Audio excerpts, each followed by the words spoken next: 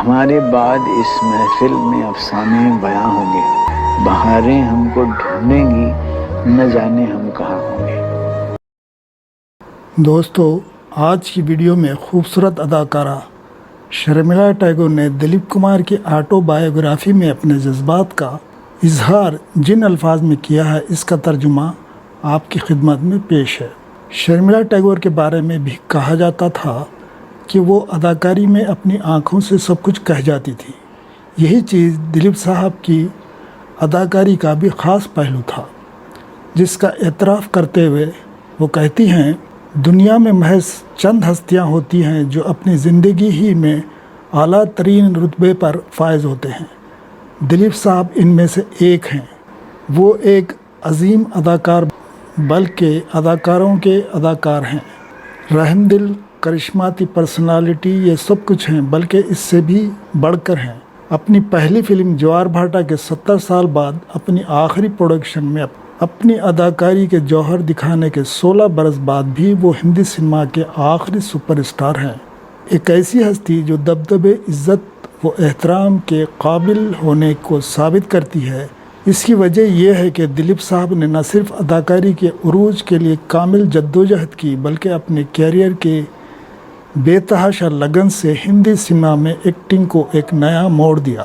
اپنے کیریئر کے شروع میں ہی انہوں نے ایک وقت میں ایک ہی فلم میں کام کرنے کا فیصلہ کیا اور ہمیشہ اپنی توجہ ایک ہی فلم کی تکمیل تک اس کے ساتھ رکھی۔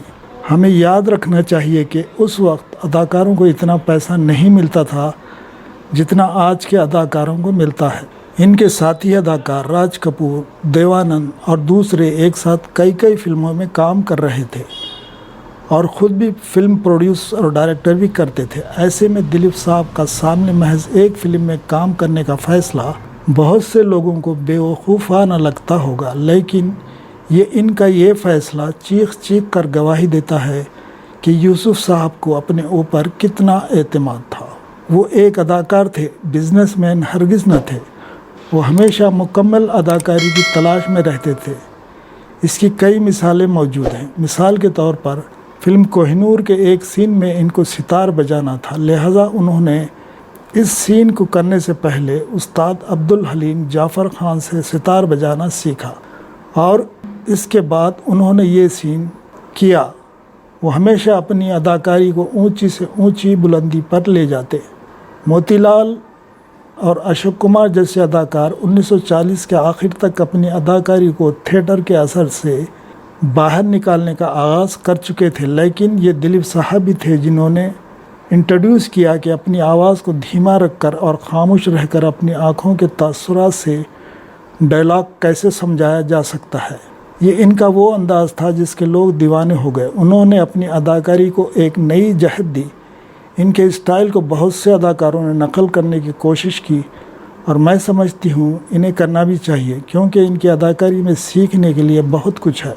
جب میں پہلی بار ممبئی آئی تو میں نے جو دوست بنائے، ان میں دلیپ صاحب کا چھوٹا بھائی احسان بھی تھا۔ اس کے بعد ان کے بہنوں فریدہ اور سعیدہ سے میری دوستی ہوئی۔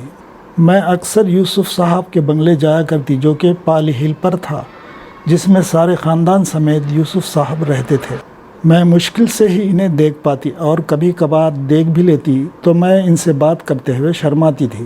کئی سال بعد جب میں نے فلم انڈسٹری میں اپنا مقام بنا لیا، تب میں کھنڈالہ میں رشیکیش مکھرجی کے ساتھ کچھ دل نے کہا گانے کی شوٹنگ کر رہی تھی۔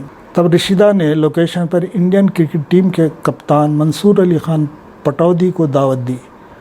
ہم جس ہوٹل میں ٹھہرے تھے، ہمیں معلوم ہوا کہ دلیپ صاحب اور سائرہ بانو بھی اسی ہوٹل میں موجود ہے۔ میرے لیے ایک بہترین موقع تھا جسے میں کسی طرح ضائع کرنا نہیں چاہتی تھی۔ منصور علی پٹودی نے بھی ان سے ملنے کی خواہش کی تو دلیپ صاحب فوری راضی ہو گئے۔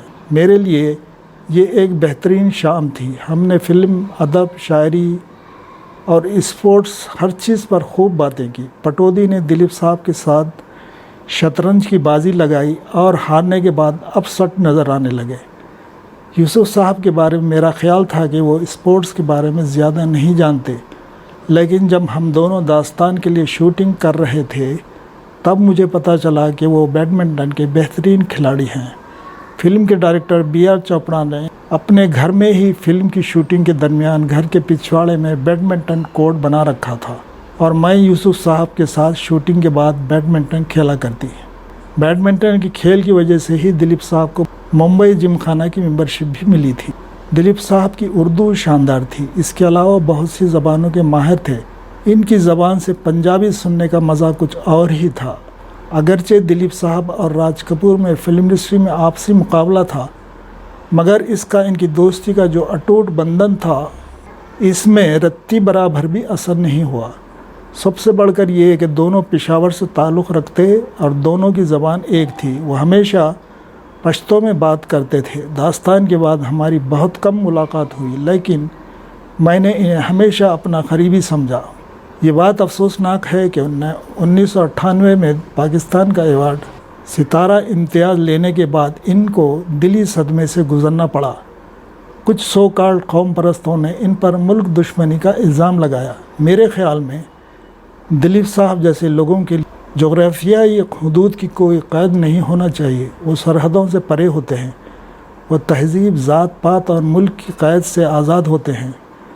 दिलीप साहब ने हिंदी सिनेमा की जो खिदमत की है, इसके हवाले से हिंदी सिनेमा की तारीख़ में इनका नाम हमेशा ज़िंदा रहेगा।